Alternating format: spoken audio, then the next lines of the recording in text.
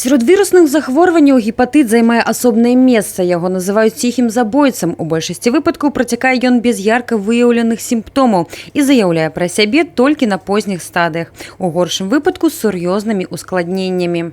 Как любое воспаление проходит в ткани живого организма, переходит в фиброз, фиброз переходит в цирроз, цирроз нередко переходит в рак. Да? То есть мы имеем порядка 350 миллионов на земном шаре людей, которые страдают парентеральным вирусным гепатитом, либо С, либо Б. Вот. Из них порядка 1 400 000 ежегодно умирают, да, от причин, которые непосредственно от гепатита, от причин, так скажем, связанных.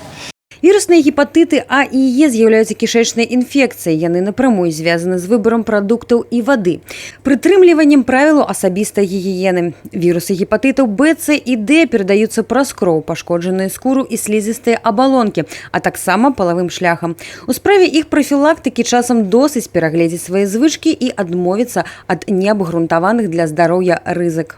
Есть гепатиты вакцины управляемые. На сегодняшний день это вирусный гепатит Б и вирусный гепатит А.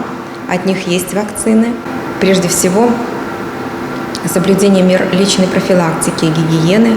Это мытье рук, это мытье овощей и фруктов, которые вы где-то покупаете. Як распазнаць наяўнасць віруса, калі хвароба працякае бессімптомна? Адказ просты – прайсці лабараторную дыягностыку. Не трэба недаацэньваць хваробу, узровень інвалідызацыі і смяротнасці ад вірусных гепатытаў, супастаўны з такімі захворваннямі, як СНИД і малярыя. А хварэюць часцей за ўсё людзі ад 20 до 39 гадоў.